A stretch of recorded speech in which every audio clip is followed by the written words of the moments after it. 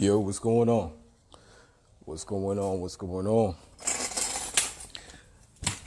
All right. So, what's going on, everybody? This is Edward Weems, founder and creator of Health Body Necessary. So I'm in the middle of a workout right now, and my kids are working out with me as well. My son was out here, my daughter was out here, my other son was out here, but he goes back in, and watching them work out, watching me work out, and back and forth, it got me to thinking. Many of us, I'm sure this applies to all of us. I come from a place where you couldn't just say something and not be able to back it up, right? And I'm sure you all are familiar with that, right? Let me know if you all come from a similar place, because as far as I'm concerned, that's just embedded in our culture, where if you say you can do something, then you better be able to do it. If you say you can fight, then you better be able to throw them hands. If you say that you're fast, then you better be able to lace up your shoes. If you say that you can ball, then you better be willing to get on the court. You couldn't just go around just talking and making these claims without presenting any evidence. And it was the same thing when I was in the military. If you said that you had what it takes to be a leader, then you better be willing to take that heat. You better be willing to have your card pulled every single day. You better be willing to have people yelling in your face, telling you what to do. You better be willing to take the heat not only for you, but also for your squadron. That, in other words, if somebody makes a mistake and the drill sergeant looks at you and says, "You drop down and give me 20," there can't be any but. You have to be able to back up that level that you have, that standard that you have. Same thing, even when we talked about like aircraft, like I did 6 years in the Air Force working on aircrafts. If you're an aircraft mechanic, there is no room for mistakes, because your mistake could be detrimental not only to the aircraft, not only to the pilot, not only to the base, but to that city where your aircraft is flying at. And so many of us, we come from a place where you just can't make these claims without showing and proving. When I was when I got the military, I wanted to play football. I wanted to play football for the University of South Florida. At that time, USF was the number 2 team in the country. And me and a close friend of mine, we snuck into the actual gym while they were working out, and I ran up on the head coach with my friend, and we both were like, "Yo, I'm your best bet. You need me on the team." Of course, they laughed. They were like, "Who is this guy?" But at the same time, I knew whatever I'm saying, I had to be able to back that up, especially since I just snuck in there, and now they're going to be looking out for me. But at the same time, I was very confident. I knew I had what it takes. I knew I was going to put in the work, and I knew I was going to work harder than anybody else. And I got onto the team. I played. But at the same time, there was hundreds of people who could not back up what they were saying.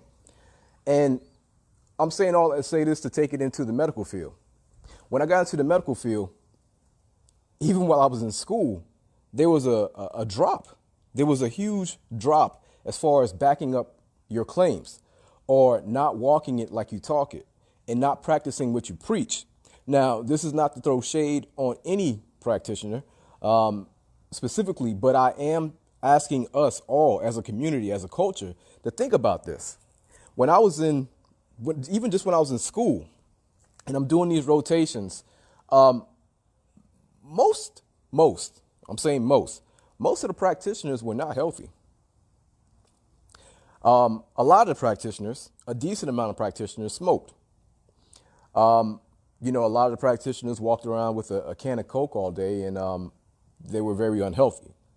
Now, they knew their information. Like, they could spit out the protocols, they could spit out the guidelines. And I remember this one situation where I was working at this one clinic, and this one mother, she was just there to have her child checked up, but she was adamantly against vaccines. At that time, I didn't really know much about vaccines. I was still learning about it. And this lady was adamantly against vaccines. And the original doctor who was seeing the parent was pushing the vaccines on her. And so it wasn't working for her. So she went to go get her, the actual medical, the guy who was over everything. And so she went to go get him.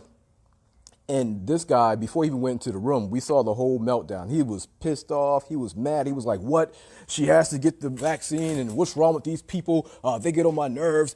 They irritate me. Why are they so scared? All this conspiracy. And he busts in that room, and his bedside manner was zero. He had no bedside manner whatsoever. He was extremely aggressive with this lady. She eventually took her child and left. She left. She didn't come back. But I saw this energy. And, after that, we had this conversation. We actually had a briefing about this, about, parents who don't want to vaccinate their children. And this guy and pretty much all the other doctors in the room, they were all just highly agitated, irritated. And they were talking about how that's child abuse and how you have to be able to, convince a parent to vaccine their children, and that, we know better as medical practitioners. This has to happen. And it was just a lot of energy. Now, this isn't a conversation about pro-vaccine, anti-vaccine, but it is about energy. So I saw that energy, right? And I'm like, holy shit. This guy looked like he's about to flip over cars. The doctors and the other nurses, like, these people are upset as hell.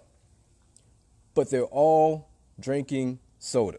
They're all drinking juice. Most of everybody in here is unhealthy as hell.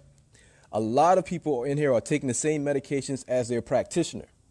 So that right there made me question. I was like, how are they so energetic and so passionate about injecting this medication? Because this parent, this mother, and you probably realize, you probably seen this, but this parent, this mother, her child was healthy. Her child was, the normal weight for her child. The mother was healthy. And a lot of those parents who don't want to vaccinate, a lot of times they are actually doing the healthy things. Like, they're making sure that they don't eat certain foods. They're making sure that they don't drink certain things. They're making sure that they move, because they're highly educated and they want to make sure that if we're not going to do that, then we have to do this. Once again, not a debate about anti or pro, but that's what I know from that parent. And at the same time, with the practitioners, a lot of people that were in that clinic, they were not the beacon of health at all. And I know, it takes work. I understand that, you're busy, but it was just something that I realized. And that was something that it transcended to all the rotations that I did. And so all the rotations I was going on, I kept scratching my head. I'm like, this guy just took, once again, no shade, but I'm like, this guy's injecting insulin in the snack room. He's a doctor. This doctor, he's taking his medication. I'm like, so these doctors are also sick as well too. And I'm like, how are they guiding their patient to health? Like, how are you going to guide your patient off of medications? Because I was silly back then. I was ignorant. I thought, the goal was to get the patients off the medication. I thought the goal was to, decrease the amount of medications and actually get the patient healthy. I was naive.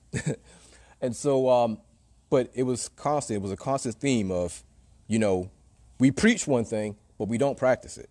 We preach this thing, but we don't practice it. And that was very foreign and strange for me, because once again, I told you, I come from a culture, and many of you also do as well too, where if you say one thing, you got to be able to back it up. If you're going to preach one thing, then you better be practicing it. And if you don't practice it, then you're going to get your card pulled. And when you get your card pulled, you hope you can bounce back from it. But in best case scenario, worst case scenario, you might have to actually move because you have damaged your reputation. And so it was this thing about reputation. And when I look at healthcare as a whole, but also when I see what's going on right now with the virus, the world, a lot of people, I don't want to get too specific, but a lot of people are listening to experts who have been compromised and experts who don't practice what they preach. Not only are they not practicing what they're preaching, the things that they're preaching don't even practice what it preaches. It's one thing if you were given certain medication, you're preaching certain medication, you got to take your medications, you got to be consistent with it. But the medication itself is not even granting you any results. Like, the medication itself is not even practicing what it preaches. It's preaching, we're going to help you out with your blood pressure. We're going to help you out with your diabetes. Complications? Not so much. And you see this is consistent throughout healthcare. And now when I'm looking at this whole, virus talk, the leaders, or the so-called leaders, the people who are on TV, the people who are telling you to wash your hands, people that are telling about the infection rate and all these things about every conversation that's going on right now, That's cool. I definitely agree. Wash your hands for sure. But what about the stuff that actually works where we can do at home for ourselves? I saw all the memes going around about the whole Lysol thing. Get it. I completely get it, right? But if your influencer or somebody is posting and talking about the whole Lysol thing, all right, cool, I get it. That shit was ridiculous. All right, cool. But if they are going to step over the life-saving information that was mentioned before that, as far as the sunlight, and if you haven't seen the video, scroll down my timeline, and you're going to see the video of this guy at the press conference talking about how sun kills the virus. I mean, it's cool to laugh. It's cool to have fun. All right, cool, no problem. Laugh. I'm afraid that one day we might laugh ourselves off a freaking cliff. I'm cool with my grandma said the kiki and the ha-ha sometimes. But in the face of adversity, in the face of a pandemic, jokes aren't always the best thing. And so when I see these influencers and these people who, even some I found out that I'm connected with, so going one way, acting like it's the truth. And when truth presents them, that's going to be beneficial for the whole entire community, they step over that truth, which is the sunshine, the sunlight. And they go with the joke and they go with the ridicule. And it's like, bro, did you hear what the guy, the scientist said before the other guy? Did you hear what the scientist said? Did you hear what he said about sunshine? You're not going to post about that. You're not going to promote that because that is the life-saving information. I get it. Laugh. Go ahead, post the Lysol thing. But please don't miss it don't miss what the young dude, the old dude said about the sunshine. Because that's life-saving. That's vital. And that's one of the things that we promote heavily around here. So you have people on stage talking about all these things. And if you check these people's records, man, if you check these people's history, things become very interesting. Because the same thing that these people were recommending, two people particularly, that they were recommending back in 2016 as far as how to strengthen your immune system and how to stay healthy when you're around lots of people, they haven't mentioned this not one time. I'm saying that you possibly have people on that stage convincing you to stay in your house, wash your hands, and just be good citizens, but not mentioning the things that they were promoting 4 years ago, such as get sunlight, vitamin C, zinc, fresh air. You have somebody on the stage who actually wrote an article about that. Y'all have to figure that out. Now, I think it's problematic, and I think we as a community, we as a culture, we need to get back to that pulling people's card. In the military, we call it pulling your man card or pulling your whole card. And that came with like serious consequences. Where I'm from, we call it pulling your whole card, and nobody wants to get their card pulled. If your card gets pulled, you want to be able to show and prove. And you want, when that card gets pulled, for it to come out favorable for you. These folks need their card pulled. All of them. I don't care which side you want. Enough with the whole red, blue stuff. It's like, stop it. Stop it, please. That favoritism and going along with somebody because of their side, regardless of what they're saying or what they're not saying, is going to put us in a situation. If you look at our history, we're already in certain situations because we continue to rock out with folks who talk a good game, but grant you no results. You got to look at the history, man. Like I said, I don't care about the whole politics part. I'm just talking about real. I'm talking about results. I'm talking about actual tangible results that you can take home. We should not, after all this time, after building the freaking country, we should not be the sickest. We should not be the unhealthiest. We should not be the poorest. We should not be the most incarcerated. Like all of those numbers that we should not have the highest amount of diabetes, type 2 diabetes, heart disease. We should not be the most incarcerated. We should not live the most population around pollution. Like these things shouldn't be going on. Like what happened with the leadership? Like how did we do all the marching? How did we do all the dog biting and the water hoses? And we end up on the bottom still. Like, what's going on? It's like at some point we got to question the leadership. At some point we got to start pulling people's cards, regardless if you like them or not. Regardless, like our health and our future generations are literally at risk if we continue this way. If we continue with the kiki and the ha ha. Come on. I'm just saying. Once again, look at your influencers. Look at the ones who posted about the Lysol joke. Please tell me that they mentioned something about the life-saving joke about the Lysol. I'm sorry, about the, the sunlight. Because everybody needs to be out in the sunlight. Straight up. I've been preaching about it. Now it seems like I'm not as crazy as people once thought I was. But sunlight is so important for you if you are African American, of African descent, if you have the ability to tan or darken, brown, black, you need the sunlight. There's something called there's a term, equatorial being. You have to understand when you were robbed, kidnapped from your land. Yeah, we didn't forget. When you were stripped away from your land, there's several things that were left behind that they didn't bring.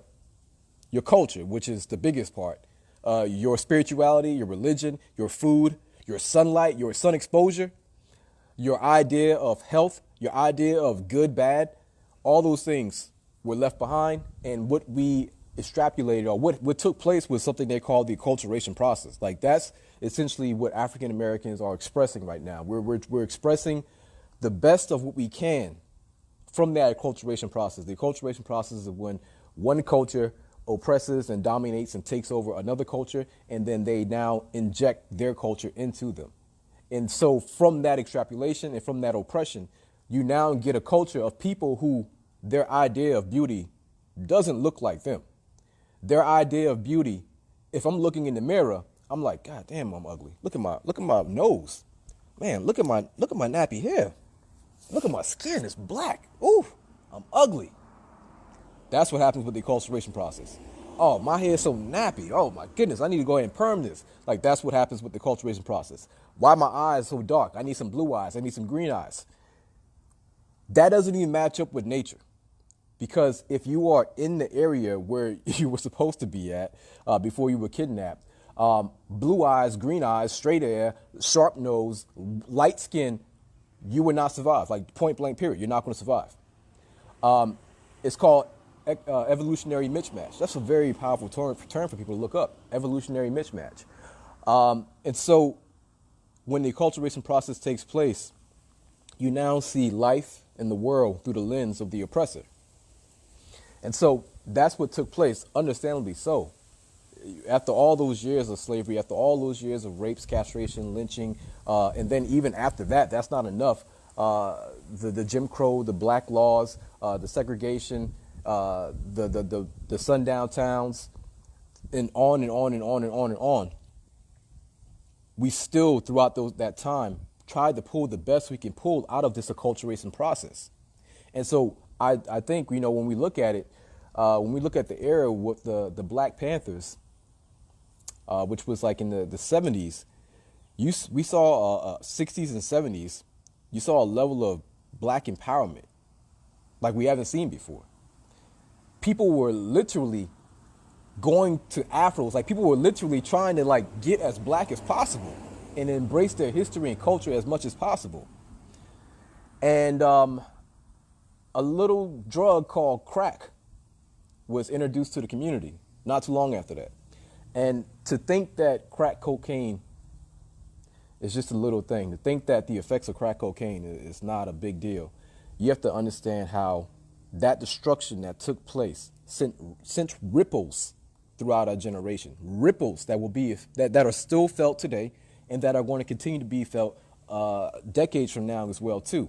You have to understand how destructive it is when you break down a home. You have to understand how destructive it is when you now lose a parent and that parent is incarcerated, and then the single mother is now forced to fend on her own and do for herself with these children, and that boy who doesn't have a positive role model, male role model, who looks like him, walks like him, talks like him, and the daughter doesn't have a positive male role model, so she can get an idea of who she's going to be with when she gets older, and that mother has to now do it all on her own, and she's stressed and she's trying to do whatever she can and trying to make ends meet. That destruction is going to be felt for generations. So And there's so much more to go through it. There's so much more to go through it because you now have to deal with how you're going to deal with your child. How are you going to, how much compassion, how much patience are you going to have when you're struggling? How much patience are you going to have when you're trying to make ends meet? When you live in a community where constantly have cops patrolling, when the prices of the stores that you're going through, people are increasing them. When you're trying to get, government assistance, when you know the water is dirty, but you're trying to do the best, like that is harsh, that is stressful. And so constantly you see that we're extrapolating and trying to do the best we can throughout this whole entire thing. And so that movement that you saw going on in the 60s and the 80s, crack cocaine played a huge role as far as decimating. And we had to ask, once again, where the hell did crack cocaine come from? Where did it come from? Somebody, like, you got to answer that. And so to have such a short-term memory and think that all of a sudden, yo, my bad. I know I screwed up your whole generation. I know I screwed up future generations to come. I put your daddy in jail.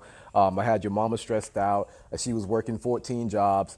She was depressed her whole entire life. The boys, they went out and became crazy and wild. And the daughter, she went out and, I'm sorry. My bad.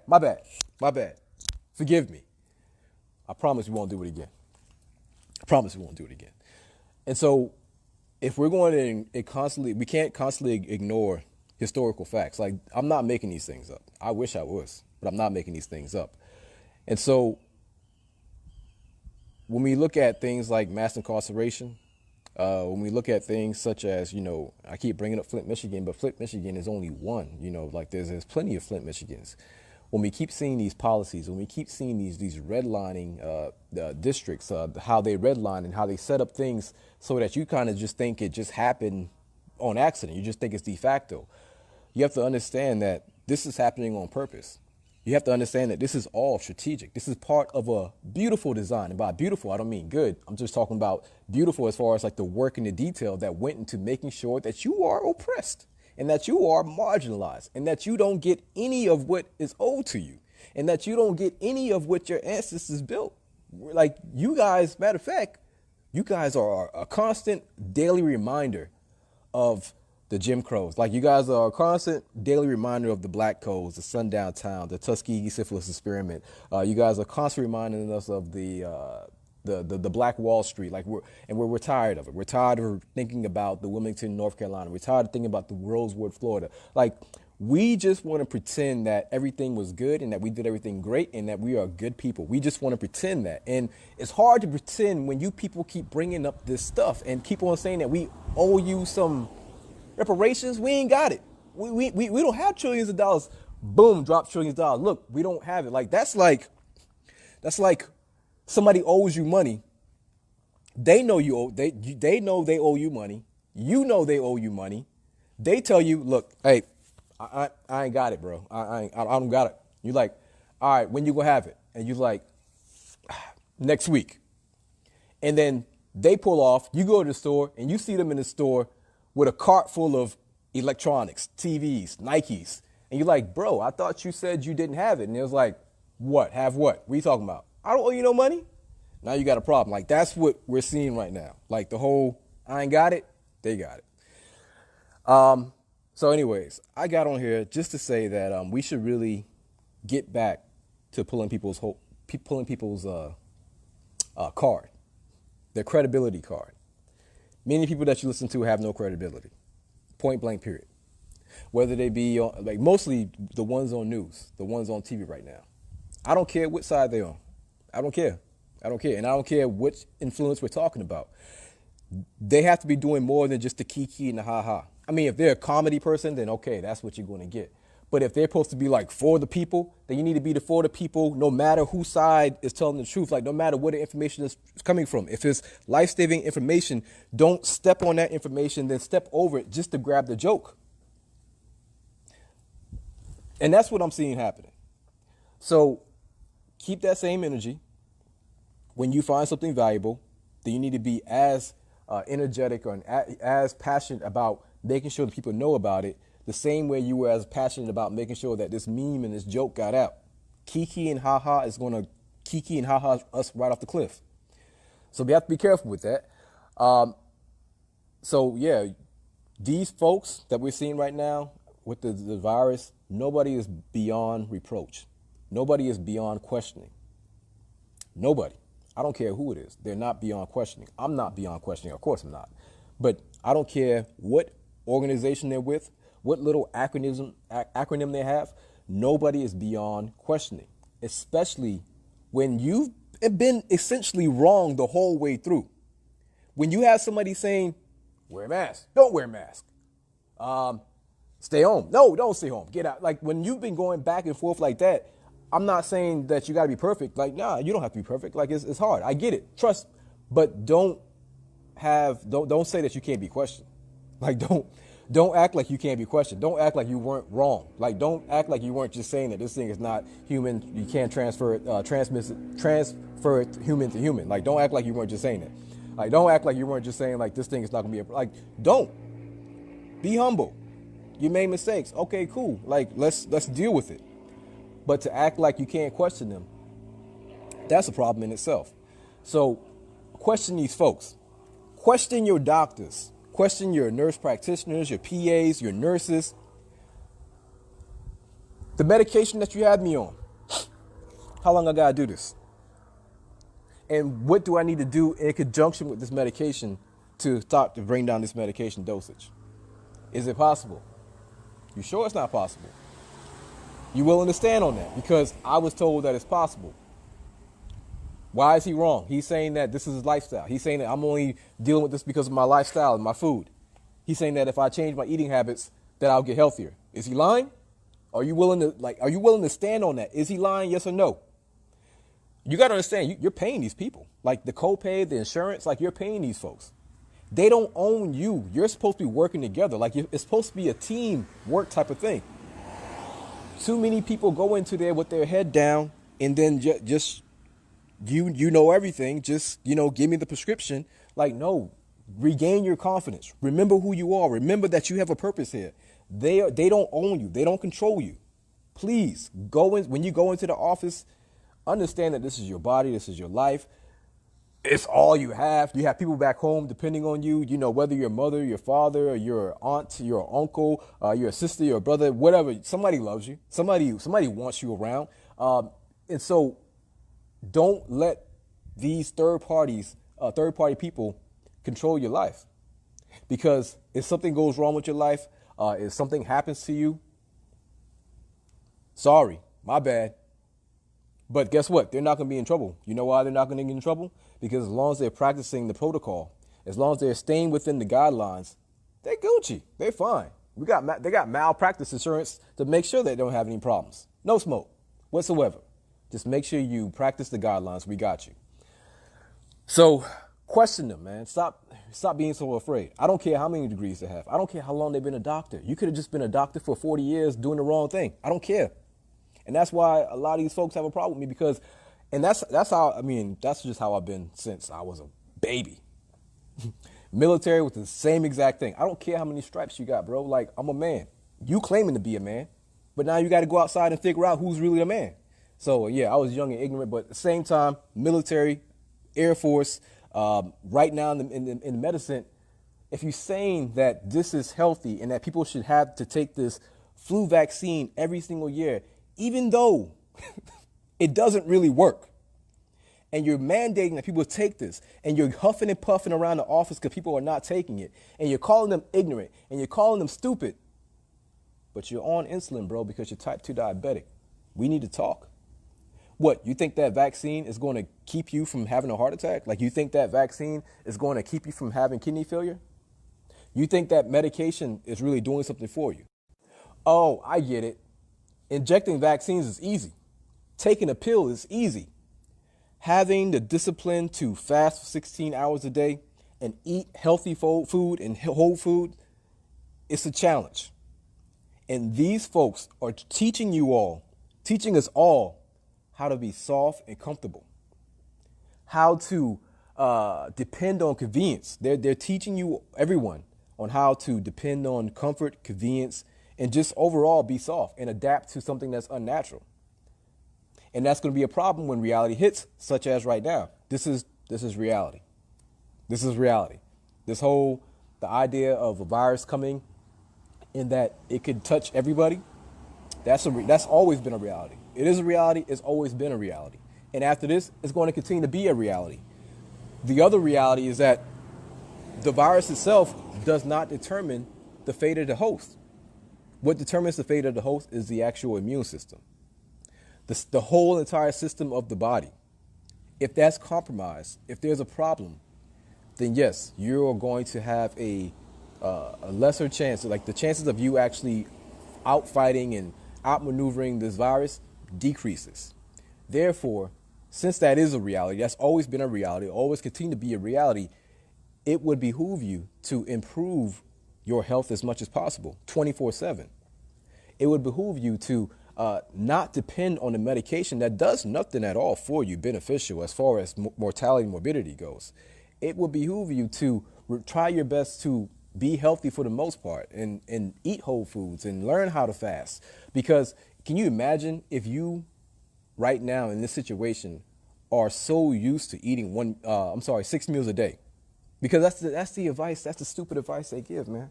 I'm not making that up. I wish I was making it up. It sounds like I'm making it up. But can you imagine if your lifestyle was completely set and you are used to eating 6 meals a day? And now this whole quarantine thing comes, unemployment rates skyrocket. Don't leave your house. And if you leave your house, you got to wear a mask. You're scared as hell. You're trying to get to the store to get food. There's a long line. Your bank account is dropping. But you're used to eating 6 times a day. It was never practical. It was never sustainable. And it was never realistic. And now you see advice like that is even more idiotic. You don't need that much food and you don't need to eat that frequently. This whole idea that this is how you're going to regulate your glucose, like this is how we're going to balance your glucose, that is bull crap. How do you think you survived back in Africa? Like that's what these people folks are doing. Like they're acting like there was no life before them. Y'all ever had there's mostly women on here. You ever had a man act like there was no life before he came into the picture? Like these folks are acting like there was no life before you met us. Like, oh, that Africa, that Egypt, that Kemet, that shit, that's a fairy tale. Dogon, that's a fairy tale. That wasn't real. Math, science, that's not real. We put you on. That's what these folks are doing. They're acting like none of this stuff existed before. And so since none of it existed, it only makes sense that you should depend on what we're saying. You should depend on our system. You should depend on our medications. You should depend on our devices and our procedures. Very arrogant, extremely arrogant and dangerous. So what I'm telling you to do is question them. Look behind that curtain. Look behind the curtain. There's nothing back there. There's some spider webs. There's some like dust. There's nothing behind there. And if there is somebody behind there, you can step on them. Just step on them. This is your health. This is your life. You know, while you are here, it only stands to reason that you try to go all out. Not questioning, like, what are you afraid of? What are you scared of? What they're gonna tell you to get out? All right, get out. But if they just did you a favor, because they have that mentality where you ask them, how does this pill work? You know, this pill that I'm about to ingest and take into my body, can you tell me how it works? And they're like, get out. Or if you ask, is there anything else I can do besides take this medication? Or is there anything else I can do in conjunction with the medication? And they're like, get out. Leave. You're better off. Find somebody else. Find another practitioner. And the reason why I'm saying that is because many people are afraid of that. Like many people are afraid that they'll be shunned by their office, shunned by their practitioners. People are intimidated by their practitioners because you just see all the degrees. You see them saying that they've been here for all this long time. They got the gray hair. They got the plaques on the wall. They got the white scope. They got the white coat, the stethoscope. They have the big practice. And so people are just intimidated. They got the big hospital. People are intimidated. You must know everything. What's their results, though? Like, how many people are actually getting healthier? And that's what I'm talking about, pulling their card. If you're going to be a multi-billion-dollar business, you better have results. Like, you better have results. Type 2 diabetes itself is a multi-billion-dollar industry. They produce no results whatsoever. All they do is come up with new medications and new devices and new quote unquote studies on how this medication works better for you. They come up with new devices that you can now stick on yourself, and you can now test your sugar like this. And they are set on this thing being chronic and progressive. Like, they're set on it. The idea of it being reversible and preventable, they're like, nah, that sounds like poverty talk. You're trying to get us to go broke. We're not trying to go broke. This right here, this is a working model, billions of dollars. Like, they need to keep coming back to us. We'll send marketing out to continue to scare the crap out of them. Therefore, when they hear people like you on the internet going crazy, they'll be like, nah, we're gonna stick with these folks. And that's what they're doing. Like, it's called fear mongering. Fear mongering. Watch the video that I did on YouTube called the marketing of disease, and then there's another video I have called better medications or better education. Better education is what we need. We need better education, because once you start to get better educated, you're going to see that these things that we're dealing with in our community, these same underlying conditions that they're talking about, is the reason why we're dying, or the reason why we're more vulnerable. Like, those conditions, they are reversible. They are preventable. I know it. Those folks know it as well too. They know it as well too, but they know that the medication makes way more money. And you have to also think about history. Like, historically, when they say that we're going to now go help the black community, you should be grabbing your pockets, you should be grabbing your wallets, you should be locking your doors, you should be backing up, you should be trying to get secure as possible, because history tells you that never ends well. I mean, you can try to deny history, but that never ends well. I don't care. You can debate if you want, but you got to debate with facts. And so that's it, y'all. Let me read these comments. Let me try to read these comments. Let me see. I can't really sit me back. What's going on, everybody? What's going on? What's going on? Oh, we got a lot of comments. What's going on, Jax? All right. What's going on, Miss Duncan? What's going on, Cheryl? What's going on, Beverly? All right, Priscilla, what's going on? True, Ed, the doctor that convinced me to cooperate when I found out I had diabetes was a diabetic. All right, y'all let me know. If you and your doctor have the same condition and y'all taking the same medication, and you're there to improve your health, is that a problem for you? I mean, is that a problem? Now that you know type 2 diabetes is reversible, like I'm telling you, type 2 diabetes is reversible. Please don't be the last in line. You noticed a lot of stuff that we've been saying over here is like groundbreaking news in other communities. Like, they're talking about diabetes being reversible big time over in UK right now. They're also talking about vitamin D and sunlight all of a sudden as well too. Please don't be the last in line to find out that type 2 diabetes is reversible. Don't be the last in line. So let me know, do y'all think it's a problem if your practitioner is type 2 diabetic and you would like to learn how to improve your health, your situation, get off medications? Do you think that's like a conflict of interest, or no, that's fine? I think it's a problem. What's going on, Jonathan? Jack says, my grandchildren didn't get her vaccine initially because her mom didn't believe in it. However, the mother was giving my gran an unhealthy diet. Nonetheless, my granddaughter developed, where'd we go? An infection in her arm filled with pus that kept spreading. She ended up having 3 surgeries. The infection, I forgot the name of it, but it said it didn't have any type of infection. Died is everything. Yeah, I'm sorry to hear that. Wow. I hope your granddaughter's doing okay. But yeah, I mean, so the healthy diet, that is, I don't care which side you're on, pro or anti, like, healthy diet is the foundation. Healthy diet, movement, get those kids outside, get those kids in the sunlight. Like, that is the foundation. I don't care which side you on. You have to be doing those things. Like, that's healthy.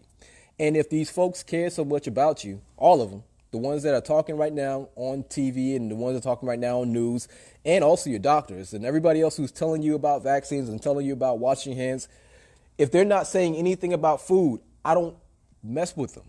I say you should question that. if they're not saying anything about stop drinking juice and drink water, if they're not saying anything about get outside, if they're not saying anything about the stuff that we know works, and all they're saying is about vaccines and wash your hands, bro, something ain't right. You have to pull their card. Pull their card. So that's all I'm saying. All right. What's going on, Tiffany? Why are they saying there is no vaccine, but there was one in 2001? So why are they lying? I'm not sure what you're talking about, Yvette. The vaccine there's no vaccine right now for the COVID-19. If you're talking about the flu, maybe you're talking about the flu. The flu vaccine is something that they have a different flu vaccine every single year. There's a different strand. But when you look at the rates of how many people get flu versus how many people do well and how many people die, like the numbers are not great at all. They're not, as far as how effective the vaccine is. You should check it out. Yes, we need to post what will help us as much as possible. Yeah. As the jobs and the memes. Hope you all are well. Your family, the Muslims started Ramadan. Oh, that's what's up. That's what's up. They started Ramadan. That's what's up, Imani. Certain doctors don't care about people, but you're the only one that really cares. Yeah, I believe that there are a lot of people that care, and I believe that there are a lot of people in healthcare that care. But they're probably, like, I know a couple right now that are only just practicing with their patients. They would never dare get out and, get on the camera and go crazy and things like that. One, because that's just not who they are. Like, they are, like, I guess you would call introverts. Like, they're not with that. I came into this thing as like a brother, a son, a husband. Like, I came into this thing in a different way, as far as like, yo, my aunt taking that medication. What do you mean? Like, yo, my grandma's on that. Like, whoa. Like, I came into it that way. And I came into it as far as like the family reunions being, filled with people taking medications. And, these people I love, people I grew up with. And so I came into it with a level of, we're going to find out what's going on. And then when I find out what's going on, I'm kicking in the doors and I'm letting everybody who knows, I'm letting everybody know what's going on. So, and then I don't really care about like the accolades and the whole, everything else that comes along with being in this position. Like, I don't care about that stuff. Exactly. Yes, you get your vitamin D from the sun. Of course, those who feel like they're not getting an adequate amount of sun, yes, you can take a supplement. Our DNA, yes, exactly. Jack says our DNA is still in Africa. Like, yeah, no matter where you're at. No matter where you're at. What's going on, Devin? Sun exposure, yes. Yes. What's going on? This was their plan to destroy the young black boys. I gave my son a book years ago. Wake up, black family. Yeah, we also definitely got to watch it for that. So true, so refreshing. Yo, what's going on? Latoya, what's going on? Deborah, what's going on? When my baby was sick, I questioned the doctors and nurses. Even when I go, I ask questions. Yes, you should ask questions. Don't go in there. Like I said, I told y'all before, and there's a saying in medicine where a good patient is a quiet patient. A good patient is a silent patient. That idea, that thinking is out there. It really is out there. And that's because it makes the visit quick. It makes the visit quick so people can stay inside that little 15-minute window and that the next patient can come in. But if you sit in there asking questions, we might have to really do some talking. We might have to really do some thinking. And we got to try to get as much patients as possible. So yes, there's a line of thinking out there where a good patient is a silent patient.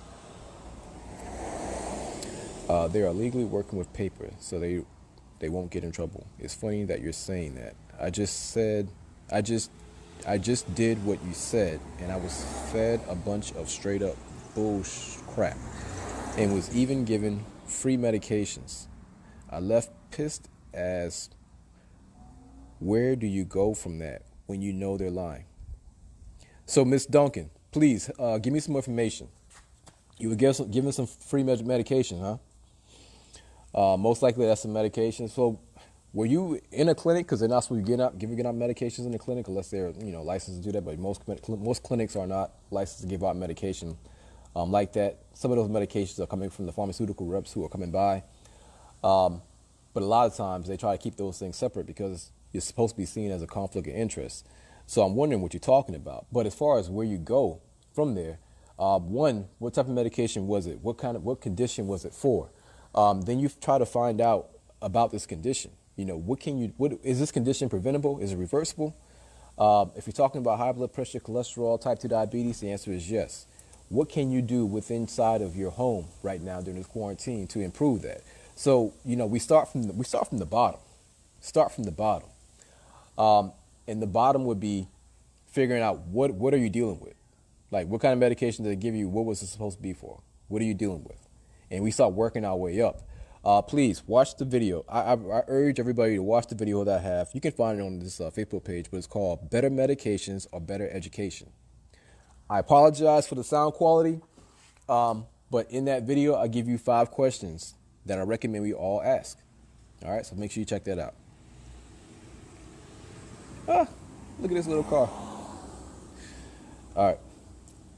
When I showed your book to my medical doctor, it shook her head to the point she had no words to argue to correct it. Yeah, I stand on my book. I stand on my book 1,000%. Trust me, if I would not publish it if I didn't believe in it, if I didn't stand on it. I've let several MDs read my book, and please tell me, debunk it. Show me where I'm lying. Show me the problem. What people have a problem with is the personality. So I've been asked to kind of like turn down the aggression. I've been asked to turn down just the bluntness and my words and the energy. People don't like that part. Like the medical people don't like that part. But guess what? Guess what? I don't care. I don't care. I don't care, bro. If you can read medical apartheid and come out on the other side asking that, can you turn it down a little bit? You are. I don't mess with you. I don't deal with you. I just don't deal with you. I have nothing to say to you. If you can read medical apartheid, if you can look at our history here in America, and you can come on the other side after reading my book and say, can you talk nicer? Can you present yourself in a different way? I don't deal with you. Like, you have already shown your true colors. Like, I know who you are. I know who your master is. And we're not working for the same people. I'm working for the ancestors. I'm working for the people who came before me, and I'm working for the people coming after me. You working for them folks. You trying to get you a check, and I can't deal with you. So I'm cool when they shake their head. And still looking for 6 meals a day. Yeah. I had to change my way of living. Watch you. All right. I fast, whole foods, exercise. Good, Troy. That's what's up, Troy. Congratulations, brother. I'm not. I ask questions. Good. Definitely ask questions. When we become blind to the past events, we will have a negative impact on our future generations. Yes. Decades of mistreatment has led to today's pandemic. Yes. And if we take that as a joke, it's not going to be so funny when we're lying flat on our backs. We must rely on our own African devices. Yes. Who is this? Yes, Michelle, you are absolutely correct. As it were before colonialism and mass enslavement. You're absolutely right. You're 1,000% right. Please, history is your friend. History is your best friend. If you're going, please don't ignore what already took place, because like Professor James Small will say, history is the only thing that's real. The future isn't here yet. It's still coming. The present just became the past. And the past is always there. It's the only thing that we know. We can actually go back. We can do an autopsy. We can break it down. We can look at it. We can see how things move. We can see what happened. We can see who was on that side. We can see who was on this side. We can see who was really talking that talk. And we can see who was the front man. We can see who was the scapegoat. Like, we can see how these systems play. And like my parents used to always tell me, there ain't nothing new under the sun. It's nothing new under the sun.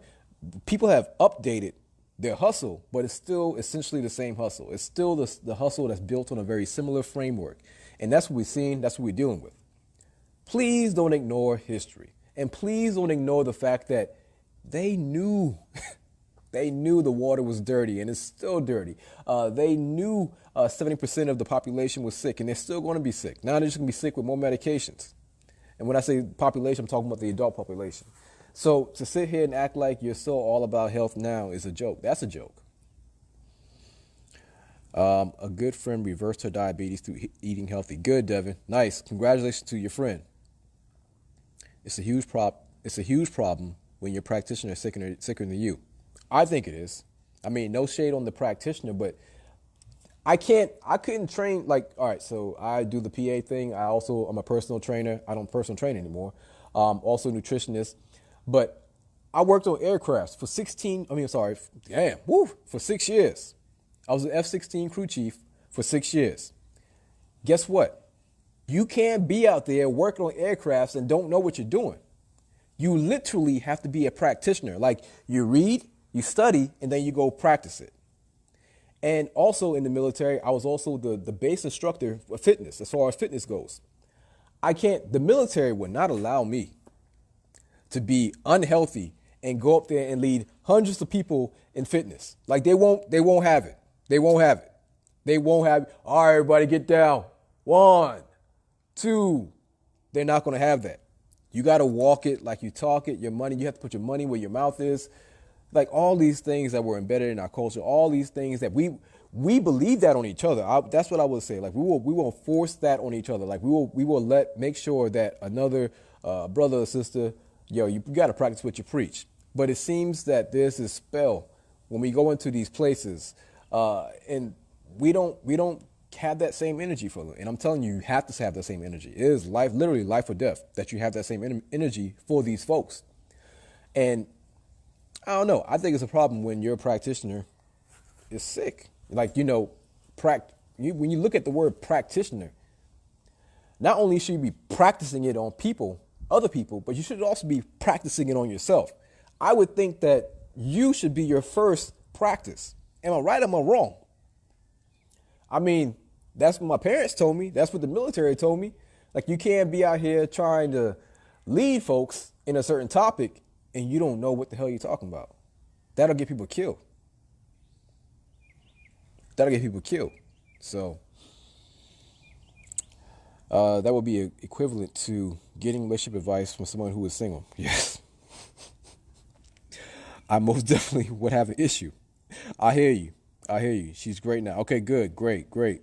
I told you before, I never heard anyone in the medical field talk about diabetes and other diseases can be reversible until I found you. Now I hear this topic all the time. Oh, do you, Priscilla? Do you? So you have, I don't want to call them cowards.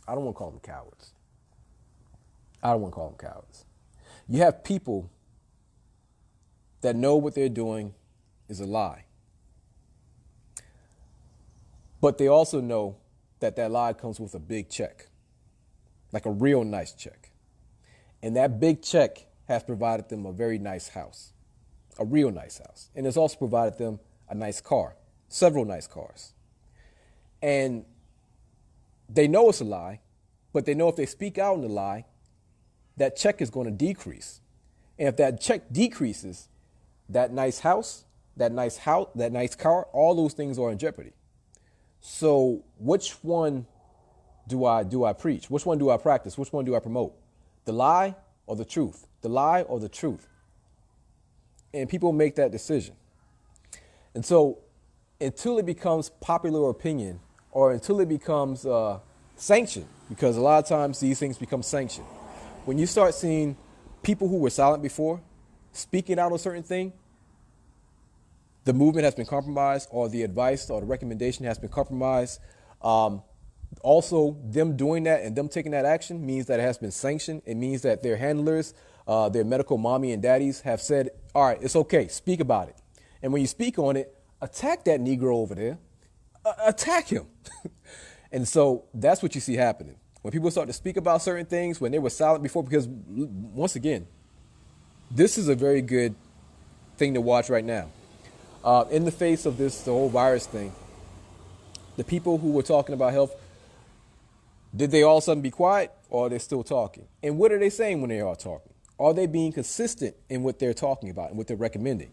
Are they just mimicking other big platforms or other news organizations and everything like that? Are they not even thinking for themselves?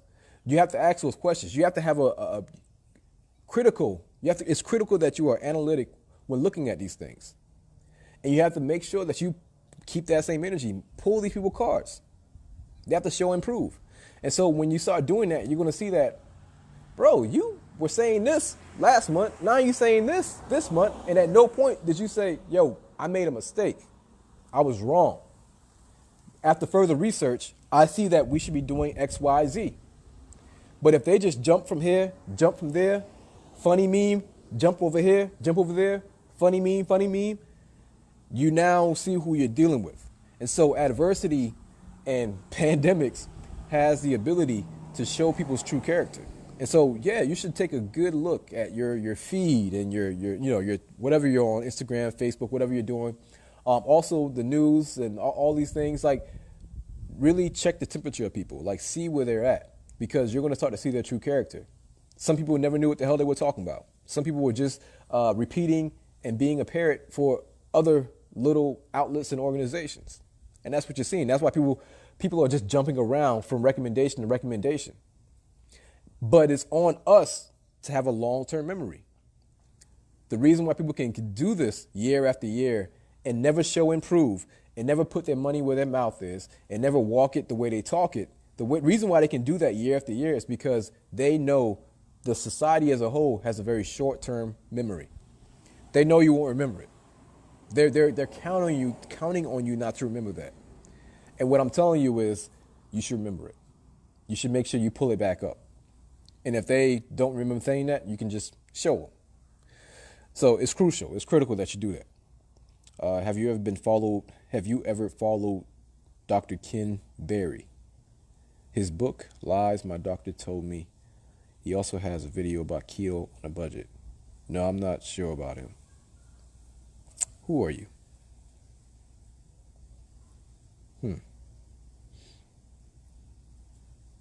Yeah. I see what you're up to. And so this lady right here, she just kept on promoting this guy. And, I see what she's up to. She's out of here. All right. Type 2 diabetes, A1c at 15. Okay. All right. So A1c at 15, sis, you got a lot of work to do. But it's possible. That's not even the highest that I've seen. The highest I've seen, that the actual lab work came back saying that it was unreadable. Like they couldn't do it. It was over 15 plus. But yes, you have a lot of work to do. So Ms. Duncan, you can definitely send me a message right now or after this live is over, and I can see what we can talk about. Of course, I can't give any medical advice, but I would definitely recommend that you send me a message right after this live is over. All right? Keep on helping us. What's going on, Chris? No problem. Yes, sir. You better not change because your aggression caught my attention. Oh, I'm not going anywhere. That's not going to go anywhere. If y'all see me get on here one day, it was like, hey, everybody, I promise, like, this is my word. I'm giving y'all future advance notice. If you ever see me get on here and I'm like, hey, everybody, what's going on? I recommend that you take your medications in a timely manner. And I recommend that you, don't fast. Juice is okay. If I ever get on here and go against that, that means something's happened. Something's happened to me. They have got a clone. I'm somebody else, because I promise you, before I do, like, just kill me, bro. Like, I'm not, like, you're not getting let me stop before I get too graphic, but I'm not going with that whatsoever. So if you ever see me coming on here, talking that compromise game, what's going on, brother? Leave, go. Remember me as I was, not that guy. Why are people, they need the more aggressive approach. Be true to yourself, for sure. Via insurance, pharmacy companies give me Lipitor. Okay, all right, here we go.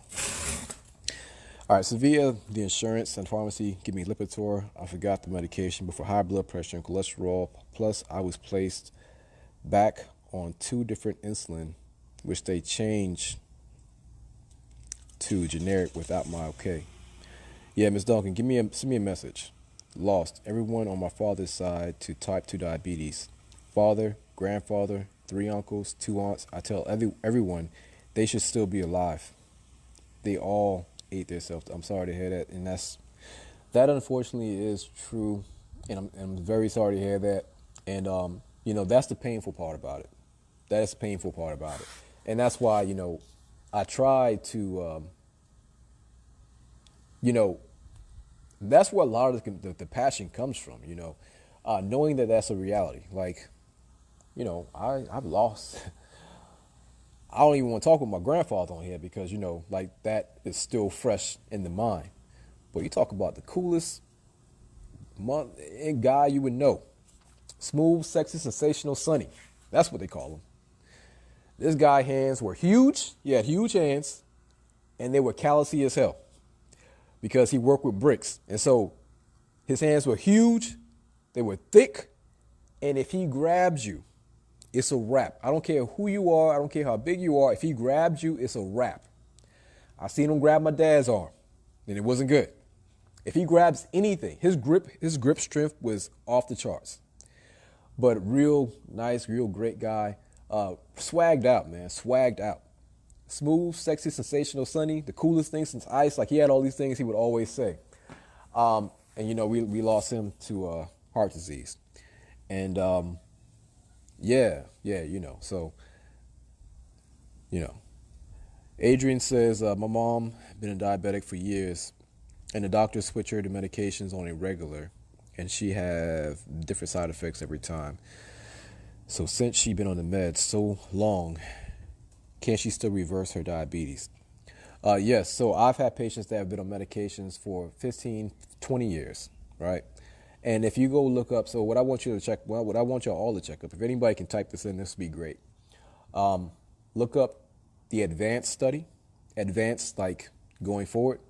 The VDAT study, which is VDAT. The Stampede study is really good. So the Stampede study I would actually put first. So there's a study called the Stampede study. This is where they did bariatric surgery on diabetic patients who, a lot of those patients were diabetics for 15 plus years. You ever had some that were 20 plus years. And so what they saw was, they call it remission. They saw diabetic remission after the bariatric surgery, which I don't recommend. But it wasn't the bariatric surgery that allowed their diabetes to go into remission. It was the decrease in the food consumption as well as the frequency. That's what caused the diabetes to go into remission. It's reversed. I don't know why. I do know why. But what was interesting was that they showed the charts of the weight going down, but also the medication going down. And they saw that there was they showed the chart of the weight, the medication, and also the insulin production. And what they were seeing was that as time was going on, the amount of insulin that the pancreas was producing was increasing. And as the insulin was increasing, the medication that they need to take was decreasing. And also the weight was decreasing as well, too. And so, long story short, it's not the bariatric surgery that caused the diabetes to go into remission. It is the fasting or the decrease in eating frequency. So what the decreasing eating frequency does is it causes something called lipolysis to take place. When you're not eating frequently and you're fasting, because these people, bariatric surgery is essentially a forced fast. It's an expensive forced fast because if you know anybody who had bariatric surgery, they can't eat much. They can't eat much at all. And they're not eating frequently at all. It's very hard because the size of their stomach is very small now. And so when they do overeat, it is extremely painful. And so you find that these people, they don't eat often and they don't eat much. And so they start losing weight. Essentially a forced fast. Now, during that forced fast, these people are going to go through hours of not eating anything. And if they are going to eat something, it's going to be liquid. But at the same time, they're not going to absorb most of that liquid because of something called malabsorption, because you cut out part of the stomach. Like you're not going to absorb much at all. And so a lot of people have, diarrhea and also malabsorption. And so the fasting allows something called lipolysis to take place. Lipolysis is the breakdown of fat. When your body starts to break down fat the right way, like when you're actually doing the right things, such as fasting. I'm gonna just keep it to fasting. When you start to fast and you put your body in a state where it has gone through its readily available resources, it's gone through its readily available glucose, it's now going to switch to the glucose that's in the liver. Well, once it's gone through that glucose in the liver, it's now going to go through and use the actual fat storage. It's not going to use just any fat storage. It's not going to use the fat that you want it to lose. Like, we want it to go, the stomach fat to go away. We want the arm fat to go away. But your body is going to get rid of the most detrimental fat, which is going to be the actual visceral fat. This is going to be the fat that has infiltrated your organs such as your liver and such as your pancreas. And so with the fasting and the lipolysis, you start losing the fat inside the pancreas. It is the fatty pancreas, the fat infiltration inside the pancreas, that is causing that decrease in the insulin production. And once you start fasting and your body starts burning that fat, the fat from the pancreas and the liver starts to go down. And now you're going to start to see the insulin level the amount of insulin your pancreas can produce starts to go up. Your glucose level starts to go down, and people start to lose weight, of course. But it's going to continue to happen for so long to the point where they no longer need medications. In fact, if you give them medications, you're going to make their blood sugar go too low because now their body is actually functioning. And so lo and behold, oops, our bad. The whole idea about the pancreas burning out turns out it's not so true. And so once again, like I said, read that study. It's called the Stampede Study. And I'm saying read that study because if you have any questions about if you've been diabetic for 15 plus years or 20 plus years, can it still be reversed? Check out that study because you're going to see that there were patients who were in that same situation. And I feel they're jumping on the bandwagon now for the money because the truth has come out. But the crowd voice the medical truth. Yeah, I agree. I enjoy watching you educators. I'm on losartan, hydrochlorothiazide, 125. Oh, man. Hold on real quick, y'all. Let me plug my phone up.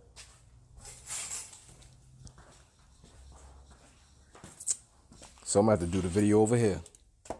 It's all good. Let me plug the phone up real quick, y'all. All right. All right, so Alberta, blood pressure. So the first thing I would tell you to do is go to H-BAMN.com and look for the blood pressure manifesto. I have a book called the Blood Pressure Manifesto. It's a free book. It's a PDF, so you can just download it. But that book is essentially all my recommendations. I also have, for blood pressure, I also have a course called The Truth About High Blood Pressure. You can find that on YouTube, but that has all my recommendations. So when it comes to these medications, you have to understand that, well, when it comes to high blood pressure, you have to understand that one, it's not a disease. I know. They've been saying it's a disease. It's a disease. This is why, once again, history is so important, and definitions are extremely important as well, too. Disease actually has a definition. And high blood pressure and type 2 diabetes does not meet the criteria. Particularly high blood pressure does not meet the criteria. Disease means actual dysfunction and impairment in an organ, a physical impairment. So if we're talking about a physical impairment, we're talking about something not working the way it's supposed to work.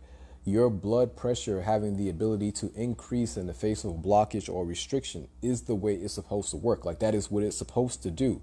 And so that is the normal function. However, it's functioning like that because of the adversity. And so your arteries are unhealthy. There's some aspect of your arteries that's unhealthy and is compromising the blood flow.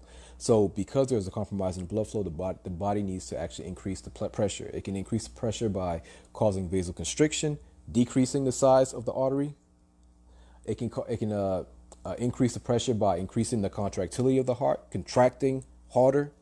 Also by the heart rate, contracting faster, also by inhibiting certain enzymes. And so there's multiple ways, and that's what those medications work in multiple ways. And so the medication you're taking, hydrochlorothiazide with losartan, they're mainly trying to decrease what they call excess fluid. I don't consider it to be excess fluid. The fluid is there for a reason. But also with that quote unquote excess fluid loss, you're also going to lose valuable minerals such as magnesium, potassium. Magnesium, potassium are very, very important when it comes to having a healthy blood pressure. So what I recommend, one, I always recommend the basics. So please drink water. I don't know what else you're drinking, or what else you're taking, but you got to understand that there's nothing healthy about those sodas and the juices. The sodas, the juices, there's not. I know these juices brag about how much vitamin C they have, how much minerals and all those things like that, but you have to understand the amount of increase in glucose that you're going to have from that. You know, you're just injecting yourself with glucose when you're taking those juices. But also at the same time, water, you need water. Like your body is 70% water. Planet Earth is 70% water. Your cell is 70% water. There's a common theme there, and we shouldn't ignore it. So we need water. Water should be the predominant thing that you're drinking throughout the day. Also, you want to make sure that you're doing greens. So I always recommend, you know, we used to do this smoothie challenge back in the day. And we saw so much benefit with people just doing green smoothies every single day. Like it was a green smoothie challenge, and every single day for 30 days, people would drink a green smoothie. That's how they would start their day off. Like they would break their fast with a green smoothie. Now, this was back in 2014. I was just trying to get stuff started. I was just trying to promote health. But the common theme in that challenge, people started to feel dizzy. I just started. Like, I mean, this was literally like November of 2014 when I was doing this challenge. Like I have been practicing medicine for like several months, like maybe 3-4 months. But the common theme was that people were feeling lightheaded. People were noticing that their blood pressure was a little bit lower, and people kept saying that. I'm like, huh, is this green smoothie lowering your blood pressure? Like, and then the more reading and research I'm doing, I'm like, spinach, kale, the blueberries, you're breaking your fast with that. And then people were just exercising throughout the day. Like that, the one thing we were focusing on was just making sure your smoothie was the first meal. And by people doing that, and by people also, you know, exercising, we had like a jump rope challenge and all this stuff like that. We had people left and right saying that they had to go to their doctor and decrease their medication. You had people saying that they had to stop taking their medications. So I would definitely recommend that for you. You got to understand those green smoothies, they have a lot of minerals in it. There's a lot of nutrients in it that you're not getting. But not only are you not getting it, but it's also being robbed by the processed foods, because processed foods also strip away the vital nutrients. And so processed foods is bad in general because it increases the glucose, the inflammation, and also the insulin. But it's also bad on the side where it actually uses the magnesium and the potassium to actually break down what you just ate. And so the resources that you would use to actually repair your body and heal your body, the processed food just utilize it. And so that's why I call them nutritional colonizers. Nutritional colonizers is what I call processed foods. So I would definitely recommend that you start your day off with a green smoothie. I would also recommend that you get into the habit of eating 1 meal a day or 2 meals a day, but inside of a tight window. I don't recommend the frequent eating. I don't.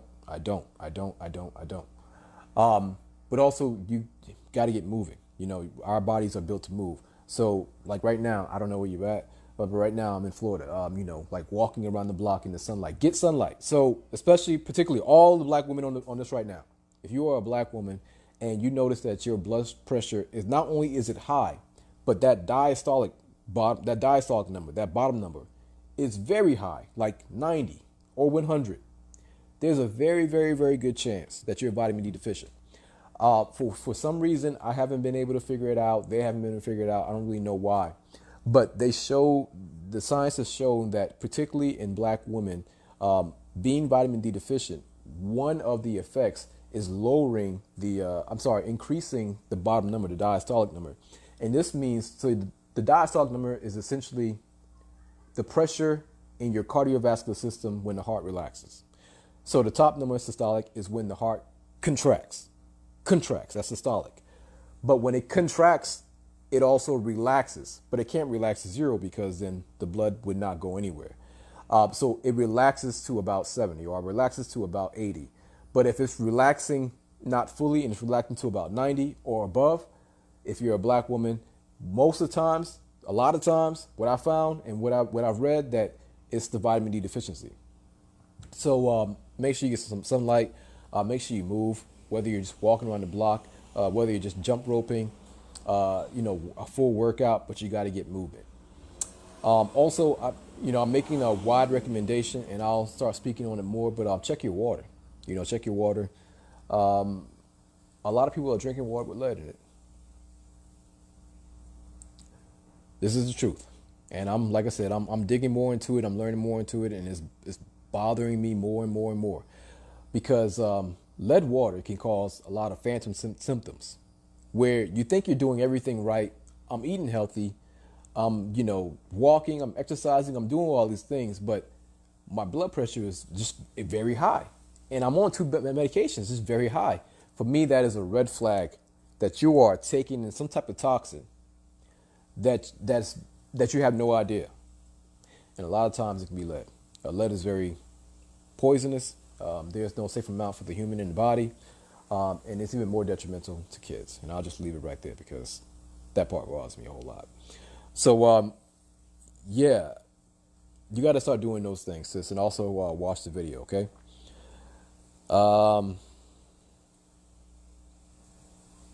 Yeah, I had to block her. I see what she up to. All right, recently lost my mom due to diabetes, causes strokes, seizures, and so much more. I tried my hardest to get her to fast and eat healthy. Oh, wait, Jax, I'm sorry to hear that, Jax. Very sorry to hear that. I'm sorry to hear that. Wow. Yeah, I mean, sometimes as far as, convincing people, it can be very hard. The best method for convincing people is really kind of just doing it yourself. And people are going to follow or not. And that's real hard. I mean, I have a lot of family members, similar situation as well too. Jax, I'm sorry about your losses. Hey, I saw that and I'm happy. Caught her in her action. Mess. Facts. Where and how? Oh, the DM. All right, so yeah, just send me a message right here on Facebook. DM. Have you ever heard of pericarditis? Yeah, pericarditis. Yeah, that's the inflammation of the lining of the heart. The pericardium is the lining of the heart. It's like a little bag. It's like a little sac, and the heart's just sitting inside of it. And it also has a little bit of fluid, but that can become inflamed.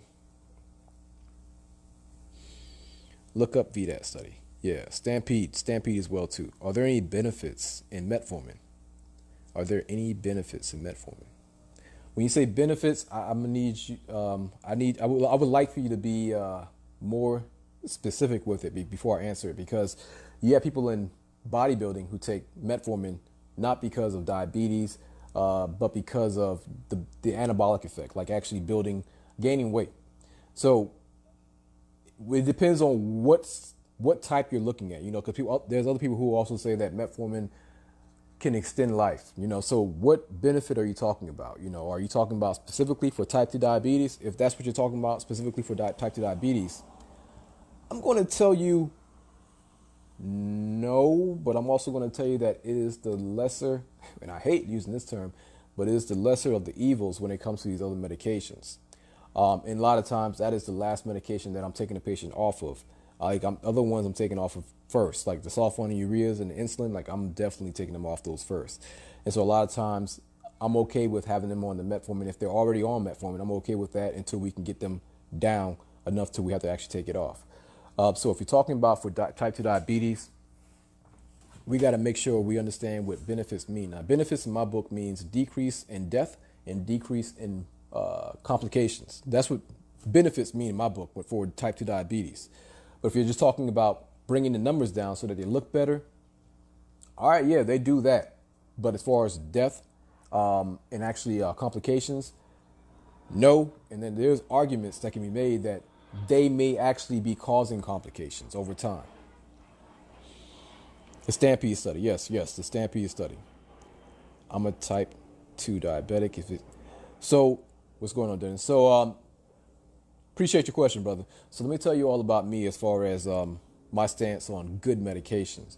Look at my very last post. No, the post before that. I have a post and it says point blank period, medications don't work. Medications don't work. And specifically, I'm talking about high blood pressure, type 2 diabetes, cholesterol, PCOS. And I'll explain what I mean by that again, but the best video you can watch, like I said, is Better Medication or Better Education. That's on YouTube. It's also on Facebook. And once again, I come from a place where, once again, like the way I started off this video, you got to put your money where your mouth is. You got to walk it how you talk it. If I say it, I got to prove it. And so with these medications, what they have been saying, they have found out that they can't actually prove it. Now, the masses won't hear about that. But if you actually want to get educated yourself, you can look up a study. You can look up a website called the NNT.com. NNT.com. That stands for the number needed to treat. And so you can go down and look at a lot of these medications, whether we're talking about the antihypertensive medication, the anti-diabetic medications, the anti-lipid medications, all of those. And you want to see how many people are needed to treat in order for us to avoid a complication, such as death, heart attacks, kidney failure, the list goes on and on and on. And so you get that number, which you're going to see with all these conditions is very small. And then you're going to also see how many out of those people that were tested and treated, how many had complications. And you're going to see that side is very high. So as far as being a good drug, when it comes to those lifestyle conditions, because the quote unquote disease only exists because of the lifestyle. It only exists because of the food. It only exists because of the lack of sun. It only exists because of the lack of water. It only exists because of the lack of movement. It only exists because of certain things in lifestyle. I don't see a good medication. Or if we're going to talk about medication just as far as treatment, then the medication is going to be the foods. The medication is going to be the lifestyle. The medication will be the fasting, the 1 meal a day. That's what I see as being great. But I don't, as far as good medication for, or Victoza being a good medication, no. And those are my criteria. Those are my standards. That's true about the bariatric surgery. I talked to a friend about there's a lot. Yeah, bariatric surgery is tough. It's rough. What's going on? So drink more alkaline water. Thank you for your insight. This video gave me a lot of insight. Good. I'm glad. What's the best type of water to drink? Clean water. And I'm saying I'm not being facetious. Y'all hold on real quick.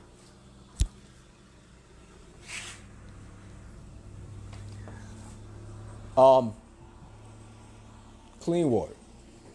I'm serious. Clean water. Clean water is the best water to drink. Once again, you can scroll down a couple of posts, and I listed out some pretty good resources for people to check out as far as the problems with lead water, especially when it comes to children, and also my recommendations as far as just testing, buying a home kit. I think a home kit might cost like $10, $15, something like that. And a lot of people have lead pipes, and the lead is leaching into the water, and it just causes a lot of problems. So as far as the best water, not to be funny, I don't even recommend people try to get that specific, but clean water. Then yes, from there, like people talk about, alkaline water, pH, spring water, XYZ. My biggest thing is make sure your water is clean. Like that's my biggest thing. So I'm the guy who, the usher of the mass exodus. And so as that usher, I don't really deal with like the details. My thing is, so I know that we have all these different camps, whether we're talking about vegan or vegetarian or keto or, paleo, like all these different camps. I say whole foods. I know we have all these different camps as far as like, how to work out, like slow cardio, fast cardio. I'd say work out. We have all these different camps as far as like, spring water, tap water, pH water. I say clean water. And so the reason why I do that and I stay to that is because versus them, it's 1,000 times better. They're telling you 6 small meals a day. They're telling you their little shakes and their little products. They're telling you all these things that are irrational. They're backwards. And I'm saying, let's get back over into this land. So essentially what we have going, the reason why I want to make sure that I stay specific on, or stay broad, not even broad, but like very certain things, because if you start giving people too many things to do at one time, a lot of people end up doing nothing. If you give people too many things to focus on, a lot of times they get overwhelmed and they go back to what was simple. And a lot of times what's simple is getting hustled and getting lied to. A lot of times that is the simplest things to do. And that's what those folks will provide. And so sometimes when we try to get too specific, we go nowhere and people just get overwhelmed. And so I saw that and I still see it. And that is fine because we do need those specifics. We do need those specialties. We absolutely need them all. However, what I'm saying is that we need to focus on getting our people over here. Like, get over here. The place you're at is a burning building. Get out. Like, let's just get them out. And the fastest way we're going to get them out is by telling them, yo, whole foods. You need mostly plants, but whole foods. I don't want to get into calories and carbs and protein. Whole foods. Water. You need water. I don't want to get into like which level or which, you know, water. Clean water. Clean water. I will say that. Move. I don't want to get into like high intensity or low impact or long stated. You got to move. Now, all of those things I just said that I don't want to get into, there is value in doing all of those things. And we need people to practice those things. But my position that I set for myself is to be the usher of the mass exodus. And so, and if we don't do that, what we're going to have is like that last scene in the Black Panther. So the last scene in the Black Panther, I'm sure y'all remember it, right? Well, one of the last scenes where you have all these different tribes and they're fighting each other. You have the best of the best on deck and they're just fighting each other. Like they're using their rhinos to run each other over. They're shooting their spears at each other. They're using their shields at each other. And guess what? The colonizer is getting away. Like the colonizer is getting away and he's about to make even a bigger exploitation when he goes to where he's going to go. He's going to get even stronger. So hold on. Wait.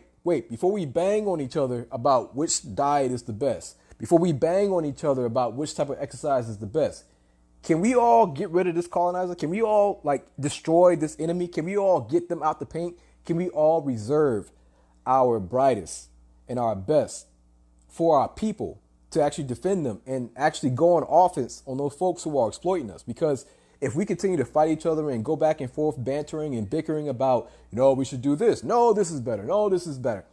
Can we just agree that we should be on Whole Foods? And then once you get over into this land, she's a beast when it comes to vegan. He's a beast when it comes to vegetarian.